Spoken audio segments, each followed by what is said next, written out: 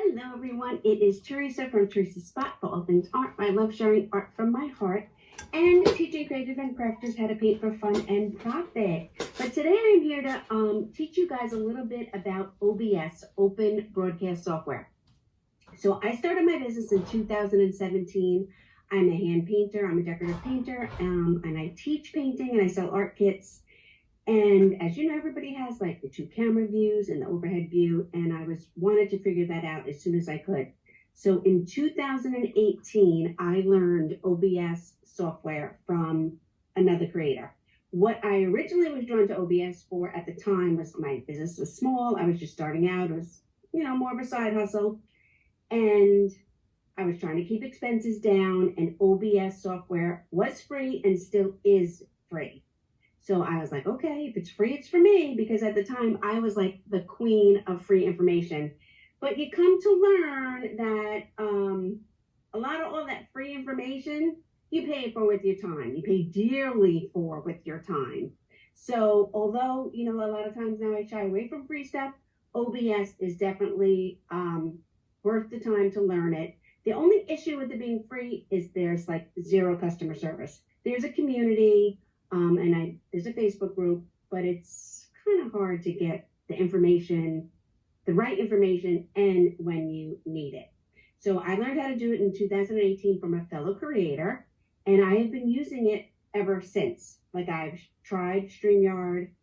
I might have tried something else. I can't remember what it is right now, but I know I tried StreamYard, but I'm just so used to OBS and just hopping on and clicking it open that I haven't really put in the time to learn something else. And I would have to pay for StreamYard too at this point for what I use my OBS for. So I like using the OBS because it's free. So OBS is Open Broadcast Software. It is a streaming platform for Windows and Mac, Apple products. You need a laptop or a desktop. And then if you want to have 2 views and an additional either webcam or an old iPhone. I have my old iPhone here that I use, or you can use your iPhone that you use regularly all the time. I don't know where my regular iPhone is. Oh, here it is. Here it is. So I kept my old iPhone.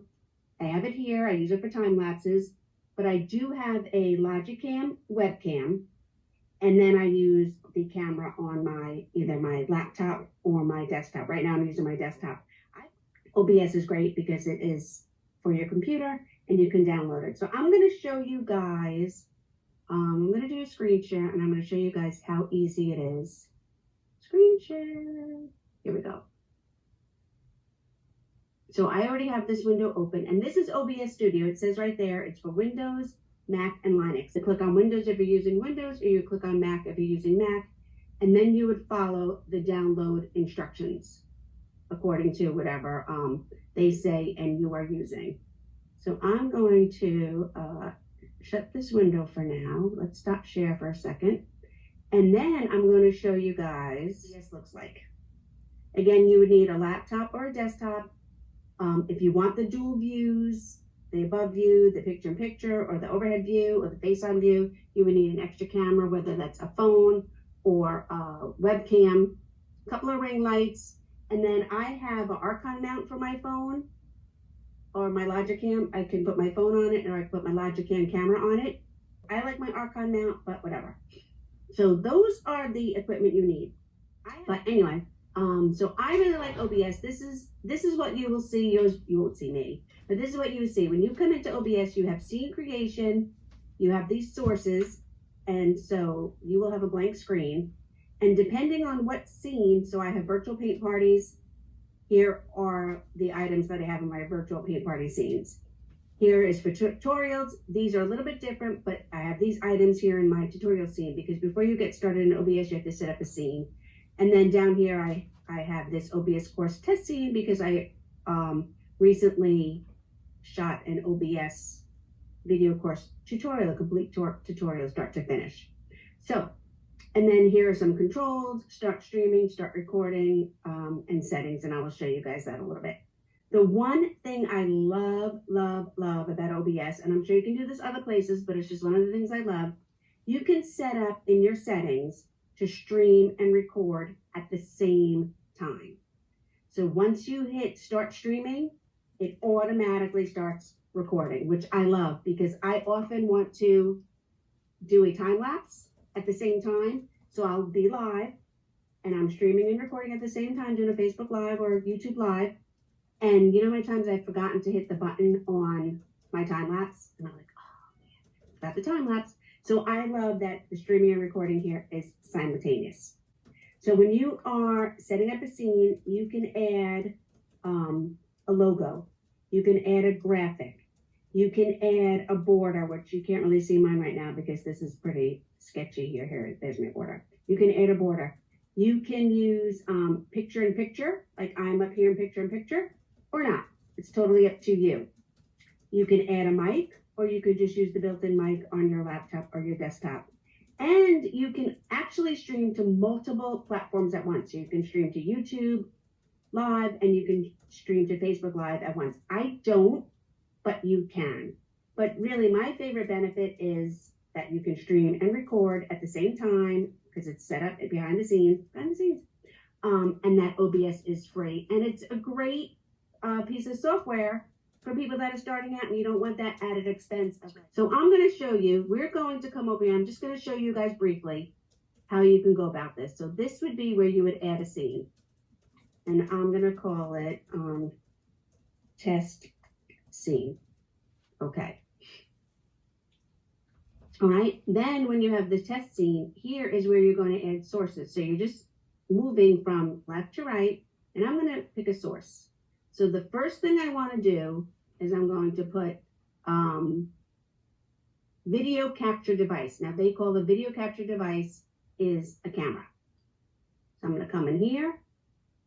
I want it to be my front facing camera, which I already have this set up. When you come in here, you won't have this set up and you won't have these things to choose from, but I do. So I'm going to just pick my front facing camera. That is the one on my desktop, and I'm going to hit OK. So now here I am in my scene with my front facing camera. Whenever you have a red bounding box, that is the box that you control at the time, and you can make it bigger. So now for this scene, I also want to add a graphic.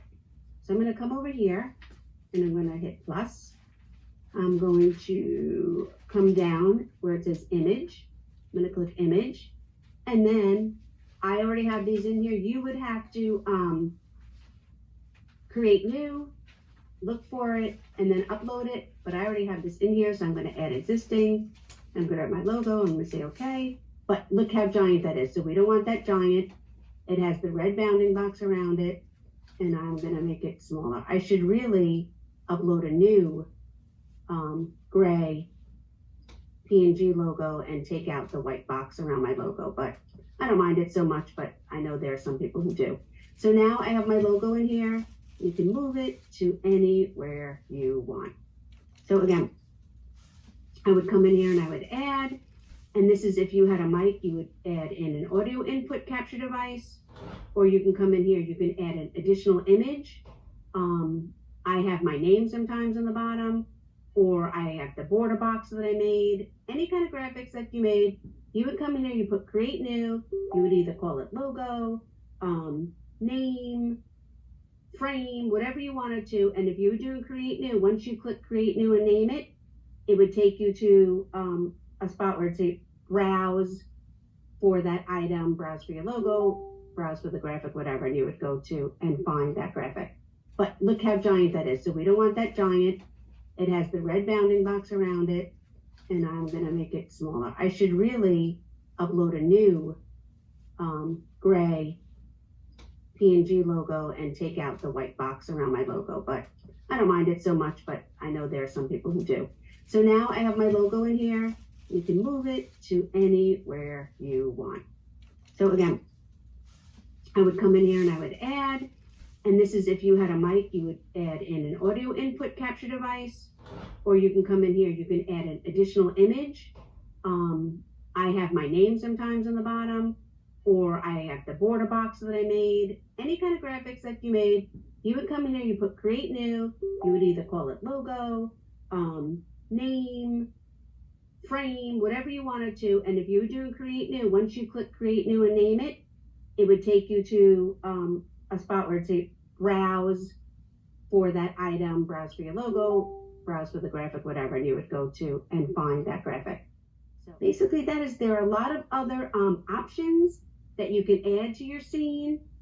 You can add in videos, you can add in a slideshow, you can add in text, you can have a moving ticker tape on the bottom if you wanted to during your live. But if you just wanted a basic scene with your logo, so it's branded, so you know everybody knows who you are, I'll put it up there. And then you can come in here, you can hit the plus bar again, and then I would go back to, where is it? Video capture device. I'm going to add existing again. So now I have the front facing camera, but now I want my overhead webcam. So I'm going to click on the overhead webcam and click OK. And now here is my overhead webcam. Here I am. Okay. And then if I want to switch, I can just do that or that. Clicking on these little eyeballs, it turns them off and on. But you can still see the red box was there. It's now a blue box for my overhead camera, but I am in the red box. And then down here in settings, there are a lot of settings that we can go through. The streaming settings, the general settings. You would need the stream key, and you would find that on YouTube or Facebook or Instagram, wherever it is that you were going live. You would pop the stream key in here, and you would be ready to hit the start streaming button. And then you would stream and record at the same time, as long as you have that checked off, and also in your settings when you get started. So that is just a brief overview. Let me do my stop screen share. That is a brief overview of the OBS Open Broadcast software that I use for all my lives, all my tutorials. I will come in here. Right now I'm using Zoom because I needed to use the OBS to show you guys this. But I'll come in here and I do all my recordings. If I'm not even doing a live and I'm doing a recording, I do my recordings through OBS. Then I will just hit start recording only, and I do my tutorials, and then I just load them up to, they get saved onto my computer, and then I upload them to YouTube, either YouTube unpublished, if it's a paid tutorial, or a YouTube public, if it's just one that I want to put on my YouTube to grow my YouTube. And it's easy peasy. You just need to know where your download files or where your download movies get saved on your particular computer or device, and they're right there. So anyway, if you have any questions, feel free to reach out. Like I said, I've been using OBS since 2018. This is just a little bit of a quick overview. I do have a full course on it, which I would be happy to share if you're interested. And that's it. Thank you guys. Bye-bye.